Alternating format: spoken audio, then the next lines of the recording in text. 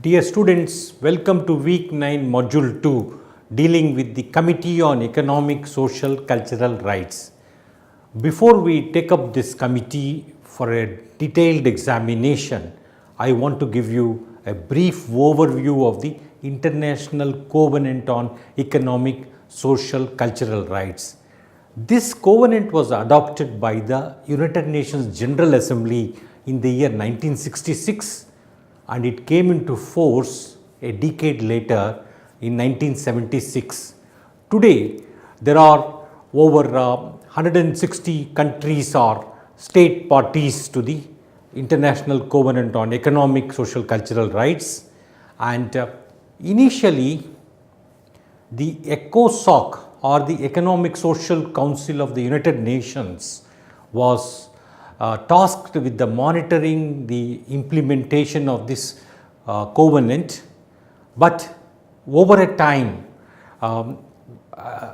the body was not able to handle the monitoring part. As a result, in 1985 the Committee on Economic, Social, Cultural Rights was created. Now this committee comprises of 18 independent experts who are elected by the ECOSOC for a period of 4 years. Of course, their term can be renewed, and they serve in their individual capacity and not as government representatives, and this mirrors the practice that is obtaining in the Human Rights Committee, which we saw in the last module. Now, let me tell you about the substantive rights which are provided in the International Covenant on Economic, Social, Cultural Rights. If you take Article 6 to 15 deal with these economic, social, cultural rights. They guarantee right to work, right to just and fair conditions of work, right to form trade unions, right to social security and social insurance, right to protection of family, right to an adequate standard of living, which includes right to food, drinking water, housing, etc.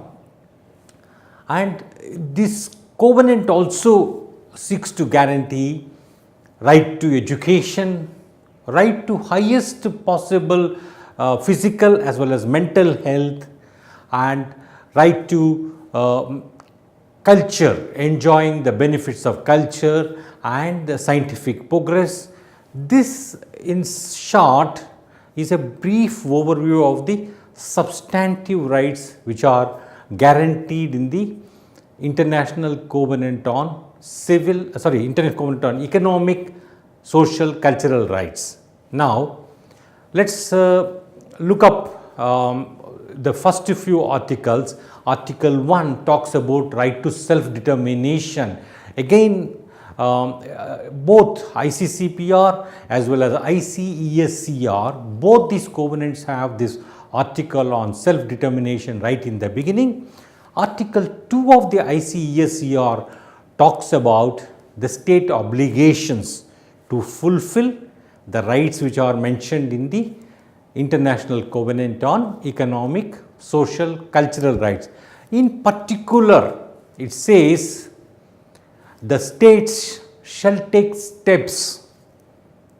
These steps could mean a number of them, including legislative measures, executive measures, judicial measures, and other measures to give effect to the economic, social, cultural rights which are enshrined in the ICESCR.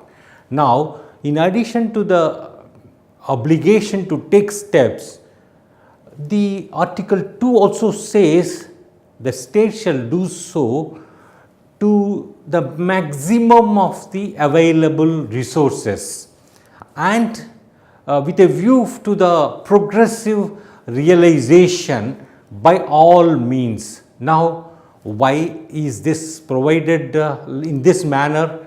For instance, initially when human rights are introduced, in the human rights discourse, often a distinction is made between negative rights and positive rights. For instance, if you look at the International Covenant on Civil and Political Rights, it had certain things like freedom of speech and expression or right to be free from torture.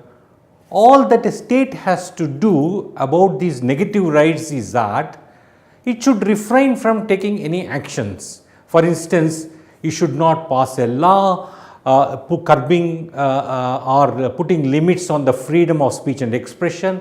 You should not do anything which prevents individual's right to be free from torture. That is why these are regarded as negative rights. On the other hand, certain rights are regarded as a positive rights. They require actions by the governments to give effect to them. For instance, let us take right to education, which is mentioned in the International Covenant on Economic, Social, Cultural Rights. The moment you say one has a right to education, a state is supposed to establish the educational infrastructure, like be it in the context of primary education, a school within a particular radius. And if you talk about right to health, a state has to provide let's say primary health center in a particular radius, or a community health center, or a referral medical centers. Now, this obviously requires enormous resources. Not all countries are in the same stage of development. Not all countries have the same set of resources. They are in different stages of development, and some can afford these huge investments which are required to realize right to an adequate standard of living, including food, housing, clothing, or right to education, right to health, etc. There are some which cannot, and that is for this reason, and keeping this in mind, the drafters of the International Covenant on Economic, Social, Cultural Rights referred to the progressive realization and subjected it to the availability of resources. And then, so what happens? Does it mean that just because Article 2 of the Y.S.R. is there, the states don't have to do anything, and states, these are just merely aspirational goals, and so they can really take up implementation, let's say 30 years from now or 50 years from now? No, it is not like that. If you read the language of the Article 2 carefully, you will find that states are supposed to move immediately. The words used is immediately, for a continuous improvement of economic, social, and cultural rights.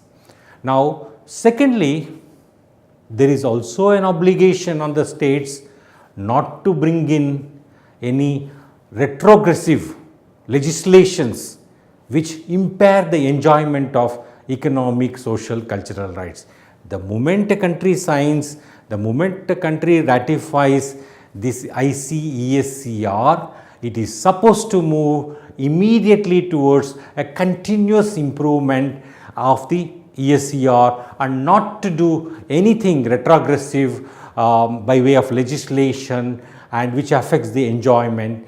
And in fact, the Committee on Economic, Social, Cultural Rights has also interpreted the state obligations in a very clear language. In fact, it said there are certain core obligations and the state should move towards these core obligations in a sustained manner. And of course, this language of negative rights and positive rights is of course contested in the human rights discourse. There are civil political rights which require infusion of resources. It is used more for the by way of clarity, and of course the economic, social, cultural rights require positive or affirmative actions by the state to give effect to the economic, social, cultural rights. And for this reason, there was a debate whether this set of rights, Y.S.R. or economic, social, cultural rights, whether they are really justiciable, whether they are really enforceable. And this debate lasted for long. But in 2008, the UN General Assembly adopted an optional protocol to the International Covenant on Economic, Social, Cultural Rights.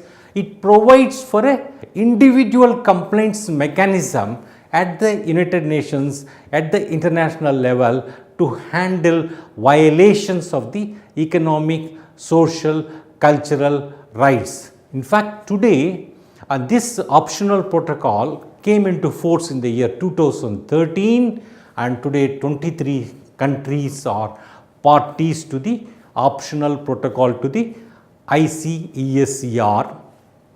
Now let us take our attention to the Committee on ESCR. What does it do? In fact, as I said, it is a group of 18 independent experts.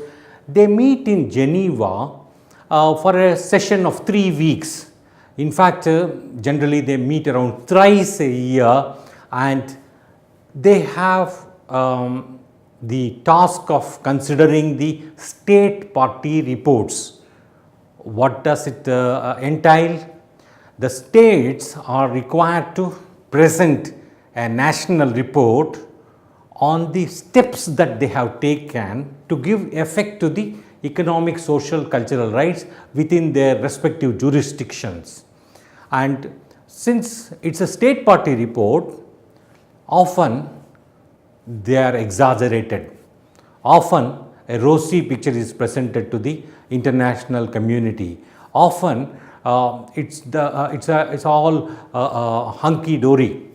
But considering these issues, in fact, in 1992 or so, the UN asked all stakeholders, all interested individuals to submit information to the Committee on Economic, Social, Cultural Rights. That's how today the Committee on ESCR depends on information from states. It also gets alternate reports or shadow reports from non-governmental organizations. It also gets information from UN specialized institutions. For instance, Food and Agriculture Organization based in Rome, which handles food issues, like it is directly connected to right to food. UNESCO, which deals with right to education. WHO, World Health Organization, which deals with right to health. UN Habitat, which deals with right to housing. And similarly, it also draws inputs from UNDP, World Bank, International Labour Organization ILO with regard to the right to work, fair and decent work, and right to form trade unions. And based on all this information, the treaty monitoring body comes out with a concluding observations or recommendation. The entire exercise is done in a spirit of constructive engagement, constructive dialogue, and so this in a way is one of the main functions of the Committee on ESCR. And as I mentioned, the optional protocol was adopted, which provides for individual complaints mechanism for those countries which have signed and ratified the optional protocol. So there is one level, you have a state party reports, another level individual complaints. Third is that general recommendations. For example, the Committee on ESCR from time to time went into the state obligations under each of these rights which are mentioned in the covenant. And for the benefit of the states parties, it has explained the normative content of right to education, right to health, right to food and other rights. And so these are very interesting functions which are enshrined to which are entrusted to the Committee on Economic, Social, Cultural Rights. Now, let us do a critical appraisal of the work of the Committee on Economic, Social, Cultural Rights. Often there are long delays on the part of the states in submission of their information to the treaty monitoring body. At times, for 10 years, no report is submitted, and at times exaggerated reports are submitted. And so these are some of the practical challenges, difficulties, and of course the Committee on Economic, Social, Cultural Rights submits an annual report to its parent body, that is Economic and Social Council, which then takes up the follow-up action. Eventually, the state compliance with the concluding observations or general recommendations is extremely critical for the success of this covenant. And if all today you still find that more than 1 billion people are stuck in poverty across the world. Some of them, if you take malnourishment alone, over 800 million people in the world have malnourished.